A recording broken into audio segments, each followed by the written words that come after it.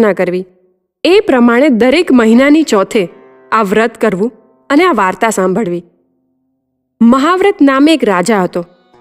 તેને રત્નાવલી નામે રાણી હતી. રાજા રાણી એકબીજા ઉપર ઘણો પ્રેમ રાખતા હતા. ભાગ્યનું ચક્ર ફર્યું. બીજા રાજાએ મહાવ્રતને હરાવી તેનું રાજપાટ ઝૂંટવી લીધું. મહાવ્રત અને રત્નાવલી પહેરેલે વસ્ત્રે વનમાં ચાલી નીકળ્યા.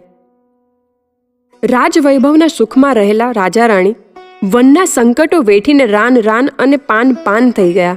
ન ખાવાનું ઠેકાણું કે ન પીવાનું. નિર્જન ભયાનક વન.